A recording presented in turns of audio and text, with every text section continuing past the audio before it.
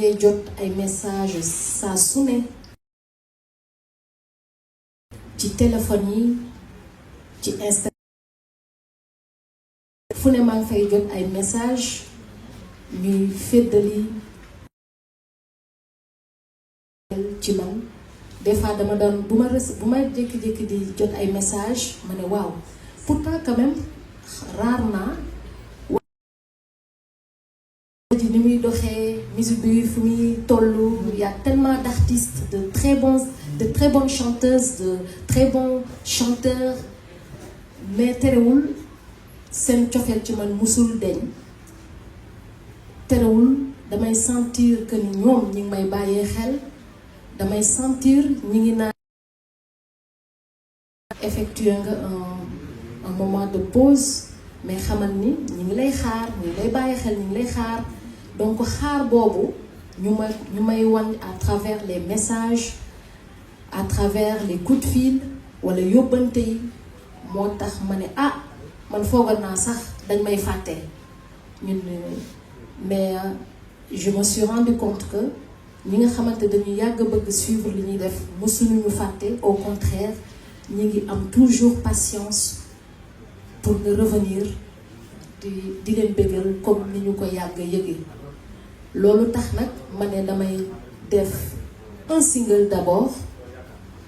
pour nuyoo leen ko nuyoo ko waa ñu yàgg suivre nuyoo ko waa Sénégal nuyoo ko waa Africa nuyoo ko monde entier mais derrière ce single comme ni ko Tafa waxee comme ni ko Alioune Badara waxee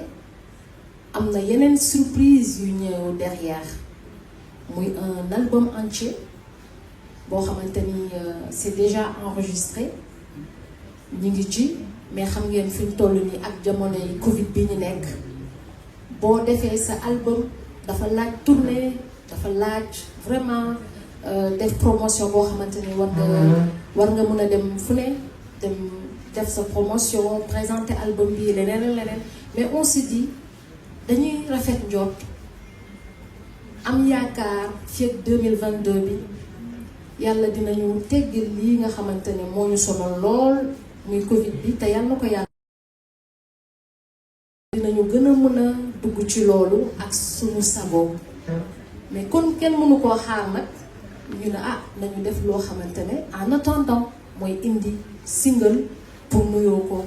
waa Sénégal waa Africa lépp pour wan leen ni maa mi ngeen yàggoon a bëgg ci seen xol xam leen ni man noonu laa leen bëggee ba fépp fu ma dem lépp lu may def fàtte maa ngi leen di bàyyee xel kon war na ma def benn opus bi indil leen ko pour war leen ni je suis là cette main bi woon cette main est toujours là on va continuer la route Inch'Allah ensemble loolu laa amoon lu ma doon introduire.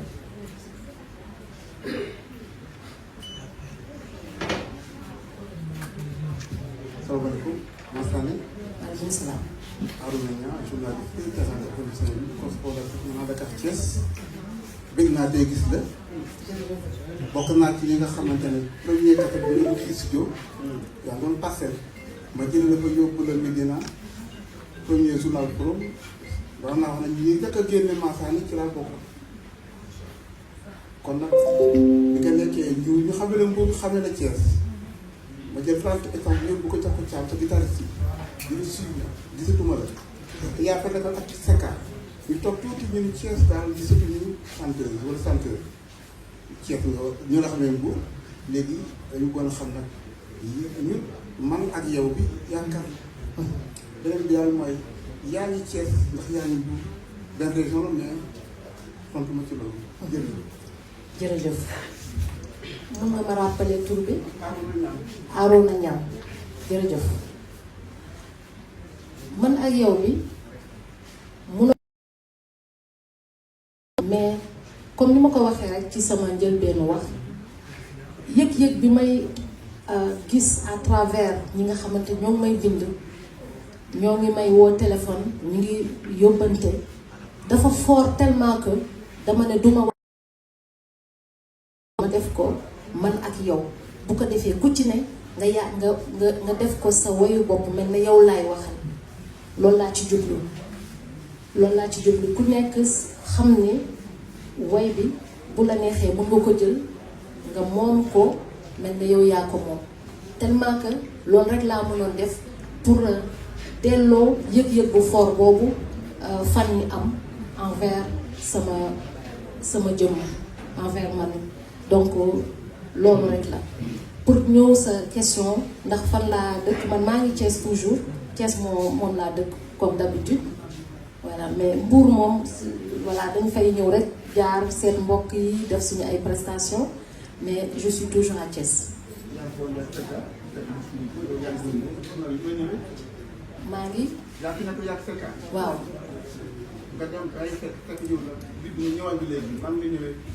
waaw ni ma ñëwee mooy gannaaw ba ma nuyoo ak single bi li ciy topp mooy am na projet yeneen muy ñëw continuer suñu ay concert def concert yi présenter voilà bëgg ànd ak fans yi ànd ak ñoom ñi def suñu ay soirée ay concert voilà continuer def noonu waaw mais comme ni ma ko waxee comme Covid dafa xaw compliqué en ce moment xam nañ bu ñu xoolee réew mi Sénégal tey jii variant bi nu mu xawee yokku franchement man damay def en même temps damay génne d'abord single bi li ci des nag dañuy xaarandi tuuti rek le temps que lii wàcc parce que tey situation bi je pense que permettre ñuy am ay rassemblement yu bari bu yàlla defee nag mu wàcc dinañu derrière def suñu ay concert def suñu ay soirée pour bégal ñëpp waaw loolu moo si topp. Ok Ma, merci. S'il vous plaît, chers confrères, pour les questions, puisque nous n'avons pas assez de temps, s'il vous plaît, limitez les questions à 2 questions, s'il vous plaît, si possible. salaamaaleykum maa ngi nuyu ñëpp. jërëjëf ziar nañ leen. man la Diana Rewmi Quotidien en fait man ñaari question laa am gis nañ ni change est-ce que mën na exprimer en français. bu la neexee. On a vu que vous avez changé votre style musical. Pouvez-vous nous décrire ces nouveaux changements et cela est dû à quoi? Ci côté way yi tamit gis nañ ni la majeure partie des musiciens au Sénégal ou bien en Afrique ñoom ci wàllu mbëggeel rek la ñuy way mais généraliser wu ma ñëpp quoi la majeure partie gis nañ ni temps yi nii problème dafa bëri ci réew mi surtout Sénégal accident yu bëri nañ est-ce que yaa ngi envisagé def benn single wala nga jël benn album jagleel ko population yi gis nañ ni moom genre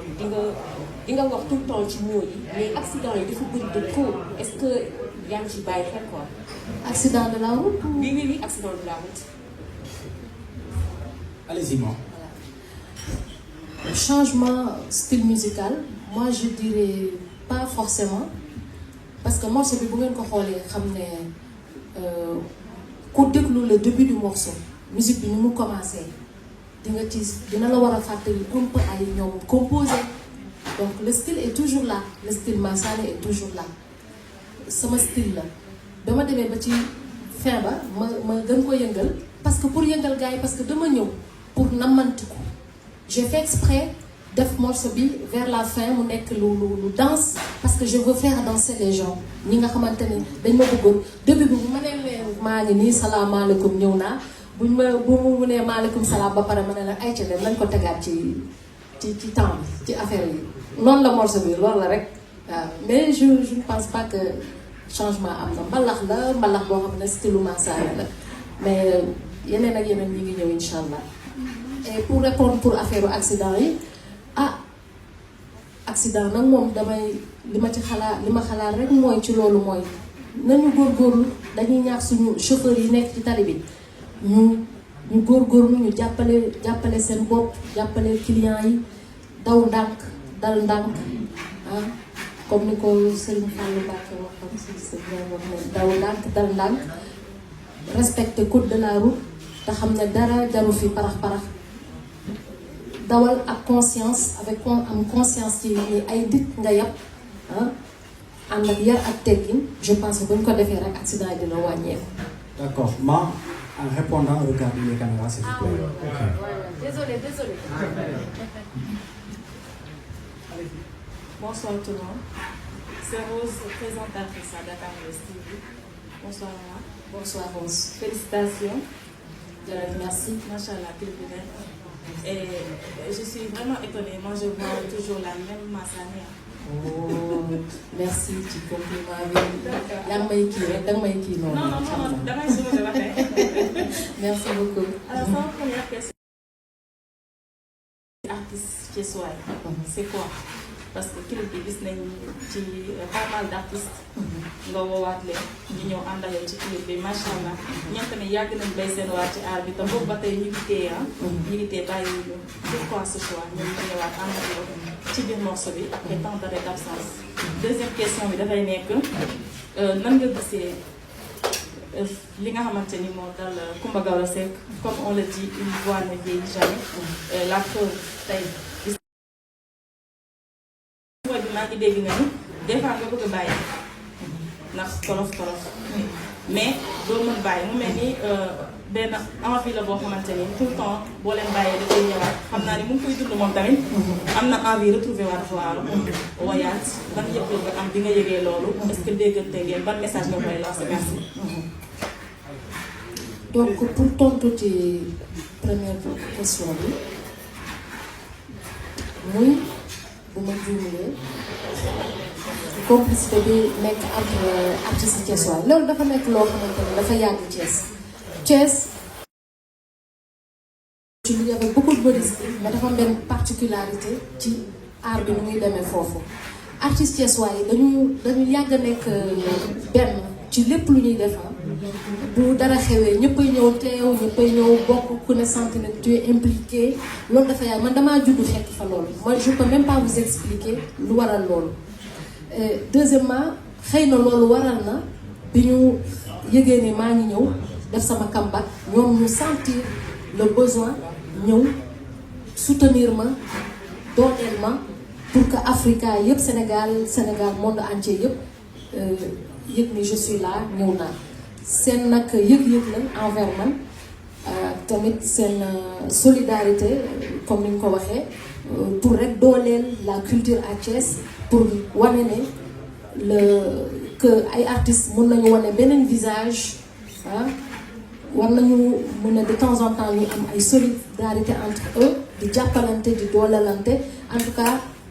waa Thiès ñu ngi koy def te maa ngi ciy sant yàlla te maa ngi leen ciy gërëm ñoom ñi nga xamante ne ñoo am yëg-yëg ñëw ci jug pour jàppale ma ñëw taxaw ma dooleel ma ci sama vidéo bi muy Saneex ma di ko gërëm di ko sant Serigne Ngañ ma di ko gërëm di ko sant Bella Ndey Sine Ndey Njaay Baye Cheikh ak sama ñoom Latir mooy ñu yor percu yi vraiment ñëpp sans oublier ñi nga xamante ne mooy ñun tous tasar parce que dañoo xale yoo xam ñoo ne ci temps di def buzz ñoom aussi ñëw jàpp ci affaire yi danseuses yi ñëpp daal ñëpp ñi participer ñëpp vraiment dañu participer avec le cœur ma leen ci gërëm di leen ci sant pour beneen question bi di Coumba Gawlo waaw Coumba li ko dal vraiment képp kuy artiste boo xamee li ci way boo xamee li ci bëgg sa métier surtout que moom ni ñu ko gisee ni ñu ko xamee c'est une battante elle s'est battue ba yegg fi mu yegg gëm na boppam gëm na liggéeyam te bëgg na li muy def boolew ko caaxaan donc lii bu ko dalee dangay yow en tant qu'artiste danga naan man lii bu ma daloon imaginer sentiment boobu ngay yëg loolu rek nga yëg envers elle ci kaw loolu ma am une grande solidarité ci li ko dal di ko ñaanal yàlla delloo ko baatam parce que Coumba dafa war a way ndax ñi muy bëggal dafa bëri ba tey bu wayulee dina am ñoo xam dinañ wéet ndax seen déggatuñu seen chanteuse moom aussi le fait que loolu di passion muy métier muy liggéeyam mu mën a dellu ci liggéeyam parce que nit ci sa liggéey ci sa passion rek ngay mën a je suis sûre que fi mu nekk tey épanouissement bi mu waroon am amu ko parce que c'est ça sa passion loolu la bëgg di def donc damay ñaan yàlla delloo ko baatam muy bëggal ay fansam di bëggal waa Sénégal di bëggal waa àdduna parce que c'est une battante et elle mérite yàlla delloo ko baatam ba mu heureuse ci liggéeyam parce que vraiment am na ñu koy xaar ci li muy def ñu muy bëggal bari na maa ngi koy ñaanal yàlla saafara baat bi te incha allah yàlla dina ko def ndax mu ngi def lu ne pour mu nekk elle y met vraiment le temps patience bi te mi ngi koy sabablu te yàlla na ko ci yàlla jàppale ba mu dellu ci liggéeyam. salaamaaleykum Malick Gueye du journal Le Quotidien bëggoon nañ nag mu gën a yaatu ñu toog ak yow def interview mais apparemment mënul ne léegi comme kii li mu waxoon 2 questions rek la ñuy yem. Premier bi on a connu Massané avec waa Flash bi nga ñëwaatee single bi vous avez été mise en avant dégg ñu waa Flash ñu bëggoon xam ban lien la lan moo xew Massané dañ ko xamoon ci yenn thèmes yi yenn musique yi entre temps def na break musique bi évolué na am na yeneen couleur yu bees am na xale yi façon bu ñuy woyee léegi ñu bëggoon xam moom couleuru album prochain bi nan lay dem est-ce que elle va faire ce qu'elle faisait wala lan moo ci yokk loolu lañ bëggoon xam et la toute dernière chose mooy nga wax ñu lan mooy cause break bi. 3 questions la mais ba tey baax na première question bi muy li tax yow rek la ñu gis mais gisuñu waa Flash ci single bi parce que ku xool xam ne instant bi waa Flash fu ñu toll mooy groupe bi dañu nekk moom aussi ci moment boo xamante ne yàlla dafa def continuer da nga am aw sa yoon vraiment gérer say ay affaires personnelles. Après tant d'années ñu nekk ku ci ne am nga leneen looy mener sa vie en ce moment mais terewul tey la ñu gën a mën a déggante bañ naan ba dañu am sax groupe WhatsApp waa Flash dañuy déggante di jotante ay nouvelles di waxtaan ci groupe bi bu dara kenn xewlee ñi fi nekk dañuy ñëw teew vraiment changé wul ci suñu ni ñu daan dundee avant la musique parce que n'oubliez pas que waa Flash du affaire musique moo ñu boole li ñu boole c'est leneen la woon vraiment bande de copains ñu bari xam naa je pense que peut-être dégg am lu jiitu affaire musique ñu nekk xale dugg ci musique def carrière ba benn moment def leneen dem ci leneen donc loolu moo fi am man aussi yàlla def ci diggante bi ma def break fonder un foyer je pense que sama devoir mooy waa bañ a arrêter ñëw wane ni toujours que maa ngi continuer di way bëgg naa continuer di bégal les fans bu yàlla defee nag te nekk na loo xamante ne nekk na suñu ñëpp suñu xel ak suñu xol bu ñu yàlla defee ñu am possibilité retrouver waat pour bégal ñi nga xamante ne aussi dañu yàgg gis seen bopp ci waa Flash on va le faire avec beaucoup de plaisir avec grand plaisir dinañ ko def mais fu mu toll nii àdduna moo demee noo xamante ne des fois dina am ay situation xam ne yow doo ko mën a maîtriser yëfi suñu borom la mais nañu jàpp ni amul benn ay ñaaw ay problème yu tax ba tey ji bu ñu bëggoon mobiliser waat pour àndandoo def lu rafet bégal nit ñi loolu tere ko amul y en a pas voilà et pour ñëw ci dernière question bi mooy problème affaire album bi loolu li ma ciy wax rek mooy tey single laa ñëw indi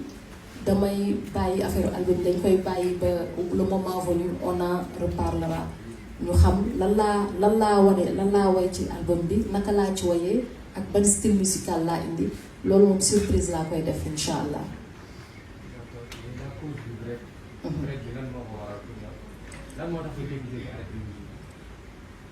man bon mënuma wax ni arrêté naa xëy na dama gëj a génne yooyu voilà mais benn moment man dama sentiroon ni rek dama war a fonder foyer yàlla dafa def ma waroon a am envie fonder un foyer def doom ci kàttanu yàlla te loolu ku xam loolu xam ne loolu rek chantier la je voulais me consacrer à ma petite famille gérer sama foyer vraiment dund loolu loolu laa sentiroon ma def ko naturellement amul leen lu ma ci kii bi ma ko defee nag ba yàlla def na tey mun naa reprendre sama métier ci laa ñëwaat nii. Diarra Mboup Infos ñu gis ni tamit macha allah ni nga meloon noonu nga melaat ba tey suis de Thiès je te connais très bien macha allah noonu nga melaat simplicité bi et tout ñu lay jaajëfal ci loolu benn question rek laa am mooy bi nga ku la xam ni musique lañ la xamee toog nga benn instant defatuloo ko ci nga doon dund je sais pas mais après musique bi ban ci yan activité nga nekkoon da nga nekkoon ci yeneen activité wala da nga toogoon juste pour. yaa ma gën a xam nekk jonge di toppatoo monsieur et tout loolu question boobu rek laa am quoi. ñun moom xam nga. les caméras. ay waay xam naa genn wàll bi ma wax yëpp yéen laa xool macha allah loolu jonga ma de xale yi ñun moom yàlla dafa def même avant dañuy def musique. mais dañuy doon jéem a def leneen à côté waaw parce que ñëpp xam nañ ni musique Sénégal mooy loolu waaw ñëpp xam nañ ko waaw on s'est jéem góorgóorlu organisé wu ba nga xamante ne on s'est toujours dit que nit daal da ngay jéem doo xool on sait jamais là dama ko doon toujours teg jiital ba ci au courant de ma carrière depuis tout le temps bu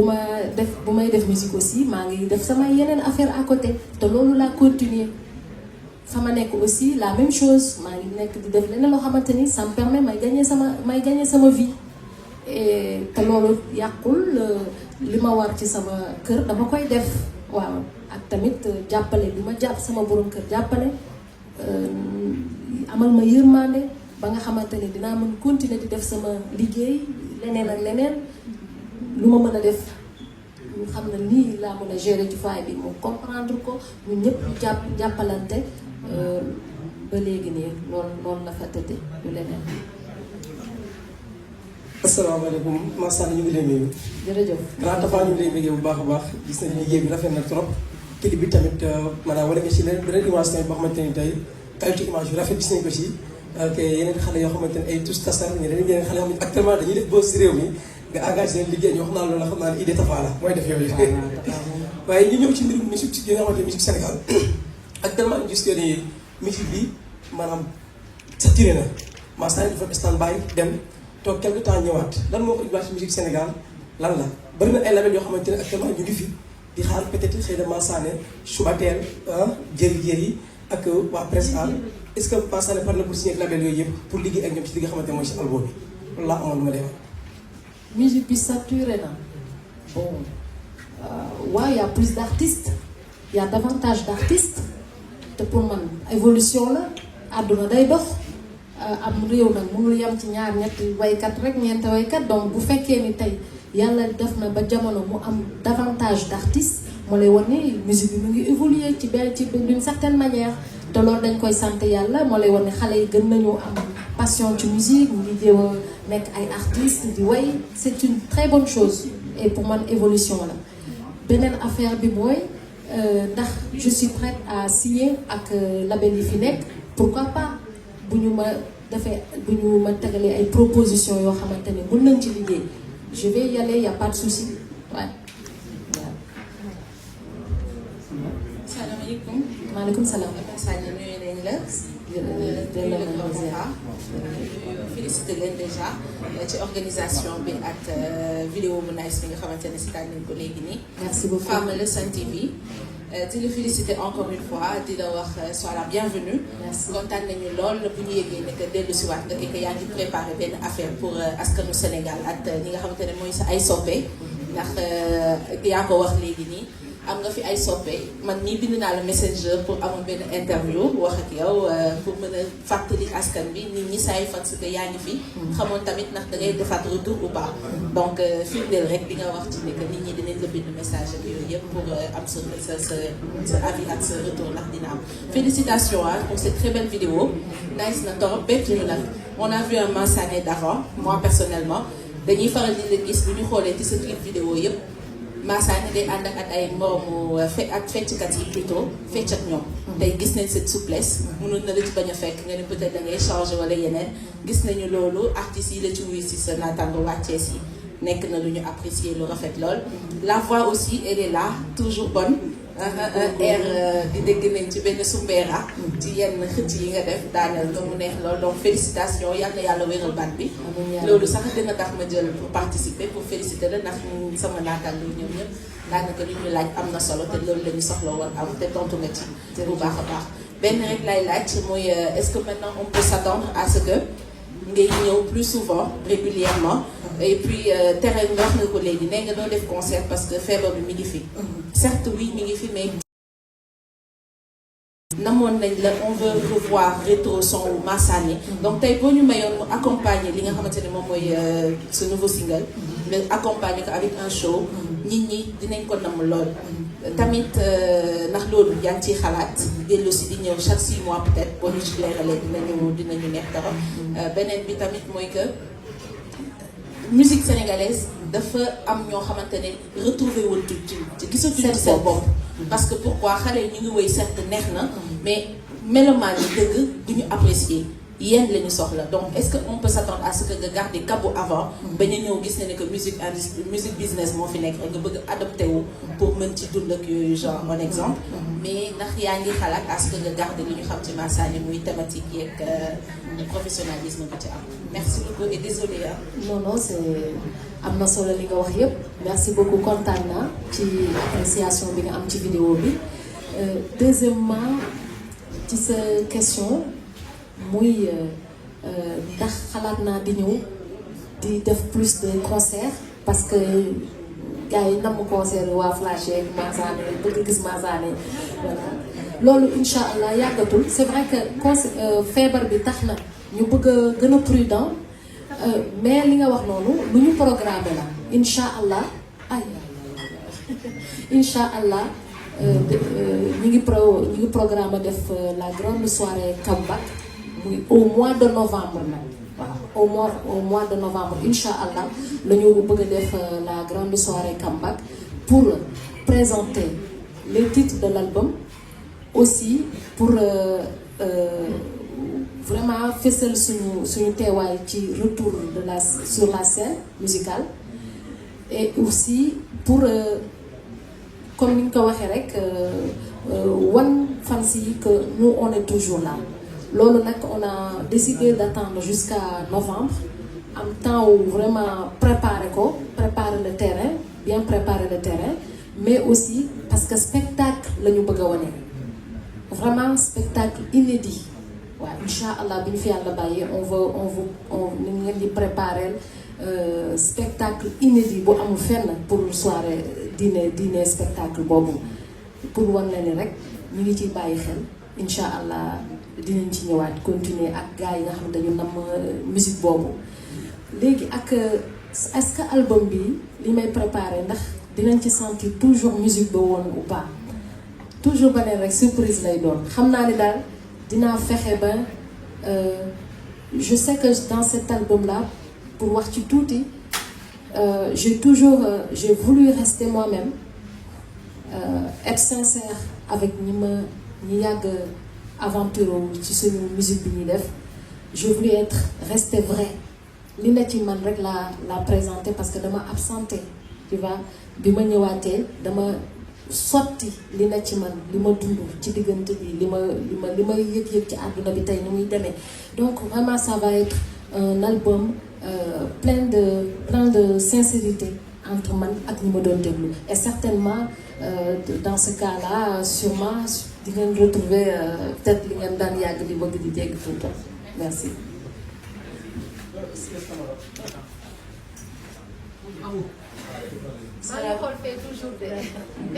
salaamaaleykum. waaw maaleykum salaam. Coumba Diagne animatrice Le Monde à Dakar. D'abord dañ lay féliciter bu baax a baax Massane gis nañu retour bi am na solo. man benn question laa am aussi may poser comme que question bi dañu bëgg a poser tamit bëri na. mu doon xaar bëggoon a xam rek ndax comeback bi nga def retour bi nga def ndax mën nañu ci xaar ay featuring yi nga xam ne ak musiciens yi nga xam ne ñoo nekk ci Sénégal ndax mën nañu ci xaar nga def ci ay ñoom.